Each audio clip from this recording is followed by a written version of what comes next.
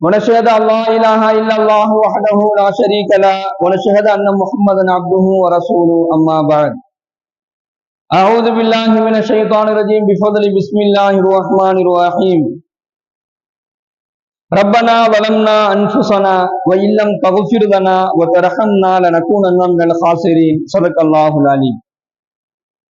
கண்ணியத்திற்குரிய அல்லாஹ்வின் நல்லடியார்களே, சகோதரர்களே, ஹஜ்ரத்னா ஆதம் அலைஹிஸ்ஸலாத்து வஸ்ஸலாம் அன்னவர்களும் ஹஜ்ரத்னா ஹவ்வா அலைஹிஸ்ஸலாத்து வஸ்ஸலாம் அன்னவர்களும் அல்லாஹ்விடத்தில் கேட்ட இந்த துஆவை தான் நாம் தொடர்ந்து பார்த்து வருகிறோம். ரப்பனா வலம்னா அன்ஃபுஸனா வ இல்லம் தக்ஃபிர் லனா வ தர்ஹம்னா. அவங்க அல்லாஹ்ட்ட கேட்டாங்க, யா அல்லாஹ், நாங்கள் இருவரும் தீங்கிழைத்து விட்டோம், எங்கள் இறைவா நாங்கள் தீங்கிழைத்து விட்டோம். வ இல்லம் தக்ஃபிர் லனா வ தர்ஹம்னா, உன்னுடைய கருணையை கொண்டு நீ எங்களை மன்னிக்காவிட்டால் லனகூனன்ன மினல் ஹாசிரீன், நாங்கள் நஷ்டவாளிகளாக ஆகி விடுவோம் என்பதாக அல்லாஹ்விடத்துல துஆ கேட்கிறாங்க. இந்த துஆவை அல்லாஹு தஆலா ஆதம் நபி அலைஹிஸ்ஸலாத்து வஸ்ஸலாம் அன்னவர்கள் அல்லாஹ்விடத்தில் கேட்ட இந்த துஆவை அல்லாஹ் தன்னுடைய திருமறையில் பதிவு செய்வதனுடைய காரணம் என்ன அப்படின்னு சொன்னா, இந்த துஆவை யாரெல்லாம் அதிகமாக போகிறோமோ, யாரெல்லாம் அதிகமாக இந்த துஆவை கேட்கின்றார்களோ, கேட்கக்கூடிய அந்த அடியானுக்கு அல்லாஹு தஆலா இன்னையிலும் மறுமையிலும் பெரும் கொண்ட நஷ்டங்களை விட்டு என்ன செஞ்சிருவான், அல்லாஹ் அவரை பாதுகாத்து விடுவான் என்பதாக நம்மால் விளங்கிக் கொள்ள முடிகிறது. அப்போ இந்த உலக வாழ்க்கையிலையும் சரி, மறுமையினுடைய வாழ்க்கையிலையும் சரி, நஷ்டம் அடைவதை எந்த மனிதனும் விரும்ப மாட்டான். இப்ப இந்த உலக வாழ்க்கையில நம்ம எடுத்துக்கிட்டோம் அப்படின்னு சொன்னா, நாம் சம்பாதிக்கக்கூடிய நம்முடைய பொருளாதாரங்கள்ல, நாம் செய்யக்கூடிய வியாபாரங்களில் ஏற்படக்கூடிய நஷ்டங்களையே நம்மளால தாங்கிக்க முடியாது.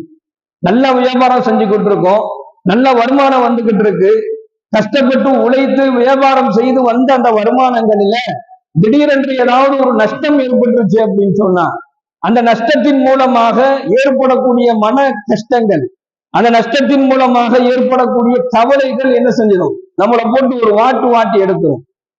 வியாபாரத்துல, பொருளாதாரத்துல, நாம் சம்பாதித்து சேர்த்து வைக்கக்கூடிய நம்முடைய செல்வங்கள்ல எந்த நிலையிலையுமே நஷ்டம் ஏற்பட்டுறக்கூடாதுன்னு நாம நினைக்கிறோம். அத்தகைய நஷ்டங்களை விட்டு அல்லாஹ் நம்மளை பாதுகாக்கணும் அப்படின்னு சொன்னா, ஒரு வியாபாரிக்கு அல்லாஹ் கொடுக்கக்கூடிய ஒரு வாக்குறுதியை தன்னுடைய அருள்மறையான திருமறையில அல்லாஹ் பதிவு செய்யறான்.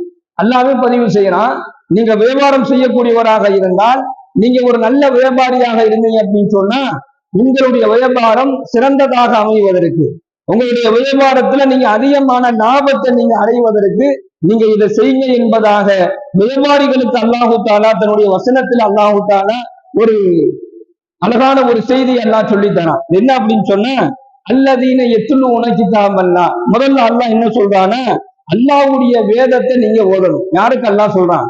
ஒரு நல்ல வியாபாரியாக இருக்கணும், வியாபாரத்துல நல்ல லாபம் வரும்னு நினைக்கக்கூடிய ஒரு வியாபாரிக்கு அல்லாஹ் சொல்லி தரக்கூடிய முதலாவது விஷயம். இன்னைக்கு வியாபாரம் செய்யக்கூடிய ஆளுக்கு குரான ஓதணும்னு அல்லாஹ் இங்க சொல்லலாம்.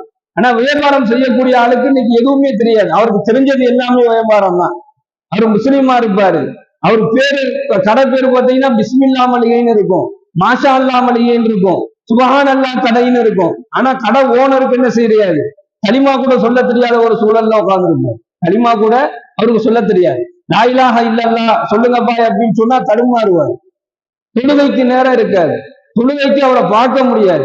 வாரத்தில் ஒரு நாள் ஜிம்மாவை கடைபிடிக்கக்கூடியவரா இருப்பார், அதுவும் அந்த நேரத்துல வந்துட்டு ஓடக்கூடியவரா இருப்பார். வியாபாரம் அவர் அப்படியே மாத்திருது. அப்படிப்பட்ட வியாபாரிகளுக்கு அல்லாஹ்வினுடைய கோபம் ஏற்பட்டுரும். அப்படி அந்த அளவுக்கு வியாபாரம் செய்யக்கூடியவர்களுக்கு பரக்கத்து இருக்காது. அவங்க எவ்வளவு கஷ்டப்பட்டு உழைச்சாலும் அந்த வியாபாரத்துல அவர் என்ன செஞ்சிட முடியாது, அல்லாஹ்வினுடைய திருப்தியை அவர் பெற முடியாது. ஆனா அல்லாஹ் இங்க யார சொல்லலாம் அப்படின்னு சொன்னா, நீங்க எப்படிப்பட்ட வியாபாரியாக இருக்கணும்னா, அல்லதீன யத்லூன கிதாபல்லாஹ், முதல்ல அல்லாஹ்வுடைய குர்ஆனை நீங்கள் ஓதக்கூடியவர்களாக இருக்கணும். ஓதுவது மட்டும் அல்லாமல் அதை கடைபிடிக்கக்கூடியவர்களாக இருக்கணும். அடுத்து அல்லாஹ் சொல்றான், அகாமு ஸலாத்த, தொழுகையை நிறைவேற்றக்கூடிய வியாபாரியாக இருக்கணும். எந்த ஒரு வியாபாரிக்கும் அல்லாஹ் எப்ப பரக்கத் செய்வான் அப்படின்னு சொன்னா, தொழுகையில அந்த வியாபாரி சரியாக இருந்தால் அவர் செய்யக்கூடிய வியாபாரம் சரியானதா இருக்கும்.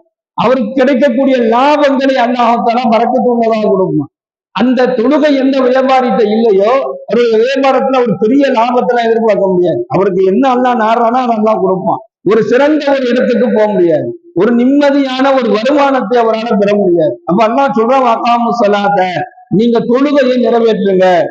அன்ஃபகு மிம்மா ரஸக்னாஹும், நான் உங்களுக்கு என்ன கொடுத்திருக்கிறோனோ, நான் உங்களுக்கு கொடுத்த உங்களுடைய செல்வத்திலிருந்து நீங்கள் என்ன செய்யுங்க, ஏழை எளிய மக்களுக்கு உதவி செய்யுங்க. சிர்ரம் அலானியத்தன், அதை நீங்க ரகசியமா செஞ்சாலும் சரி அல்லது பரகசியமாக செஞ்சாலும் சரி, நீங்க அதை செய்யணும். இதை நீங்க செஞ்சிட்டீங்க அப்படின்னு சொன்னா, தான தர்மம் செய்கின்றாரோ எர்ஜூன திஜாரத்தன் லன்தபூர், அவர்களுக்கு நிச்சயமாக என்றுமே நஷ்டமடையாத லாபம் தரக்கூடிய ஒரு வர்த்தகத்தை, ஒரு வியாபாரத்தை அவர்களின் இடத்துல எதிர்பார்க்கலாம் என்பதாக இந்த வசனத்தின் வாயிலாக அல்லாஹ் தஆலா சொல்லி காண்பிக்கின்றார். இப்ப கண்ணியமிக்க அல்லாஹ்வின் நல்லடியார்களே, சகோதரர்களே, எந்த நிலையிலேயுமே நாம் செய்யக்கூடிய வியாபாரங்கள்ல, நம்முடைய பொருளாதாரங்கள்ல நாம் சேர்த்து வைக்கக்கூடிய நம்முடைய சொத்து சுகங்கள் செல்வங்கள்ல நஷ்டம் வந்துடாம நாம அல்லாஹ்விடத்துல பாதுகாப்பு பெறணும் அப்படின்னு சொன்னா, அல்லாஹ்வினுடைய அருள்மறையான திருமறை குர்ஆனை அதிகமாக ஒருத்தர் ஓதுனாருன்னா அவருக்கு அல்லாஹு தஆலா எல்லா நிலையிலையும் ஏற்படக்கூடிய நஷ்டங்களை விட்டு அல்லாஹ் அவரை பாதுகாத்துறான். இரண்டாவது, வகாமு ஸலாத்த, தொழுகையை ஒருத்தர் பேணி தொழ ஆரம்பிச்சுட்டாருன்னா அவரை பெரும் கொண்ட நஷ்டங்களை விட்டு அல்லாஹ் பாதுகாத்துறான். மூணாவது, அல்லாஹ் கொடுத்ததிலிருந்து தான தர்மம் எவர் செய்கின்றாரோ அவருடைய பொருளாதாரங்கள்ல நஷ்டம் ஏற்படாம அல்லாஹ் பாதுகாத்துறான். அது மட்டும் அல்லாமல் ரகசியமாகவும் பிரகசியமாகவும் ஏழை எளிய மக்களுக்கு, அனாதைகளுக்கு, விதவைகளுக்கு எவர் உதவி செய்கின்றாரோ அவரை என்ன செஞ்சிருவான், அல்லாஹ் பெரும் கொண்ட நஷ்டங்களை விட்டு பாதுகாத்துறான் என்பதை இந்த வசனத்தின் வாயிலாக தெரிந்து கொள்ள முடிகின்றது. இரண்டாவது, நபிகள் நாயகம் ஸல்லல்லாஹு அலைஹி வஸல்லம் அவங்க சொல்றாங்க, அல்லாஹ்விற்கு 3 விஷயங்கள் அல்லாஹ்வுக்கு ரொம்ப பிடிச்சமானது. அதன் எந்த அடியான் செய்கிறானோ அந்த அடியானை அல்லாஹு தஆலா பெரும் கொண்ட நஷ்டங்களை விட்டு 2 உலகத்திலேயுமே, இம்மையிலும் மறுமையிலும் அல்லாஹ் என்ன செஞ்சிடறான், பாதுகாத்துறான். அதுல 1வது, முதல்ல முற்றிலும் அல்லாஹ்விற்கு அடிபணியக்கூடியவனாக இருக்கணும். இது அல்லாஹ்வுக்கு ரொம்ப பிடித்தமான ஒரு விஷயம். அல்லாஹ்விற்கு முற்றிலும் அடிபணிந்து இருக்கக்கூடிய ஒரு நிலையில ஒரு அடியான் தன்னை மாற்றிக் கொள்ளணும். எந்த நிலை ஏற்பட்டாலும், எந்த சூழல் வந்தாலும் அல்லாஹ்விற்கு மட்டுமே அடிபணிவதை அந்த அடியான் என்ன செஞ்சிருப்பான், அதுல சரியாக இருப்பான். அப்ப முற்றிலும் அடிபணிதல் அல்லாஹ்வுக்கு ரொம்ப பிடிக்கும். சகல அதிகாரமும் அல்லாஹ்வுடைய புறத்திலே இருக்குது. அவனுக்கு எது நடந்தாலும் அது என்னுடைய இறைவனிடத்திலிருந்து வந்தது.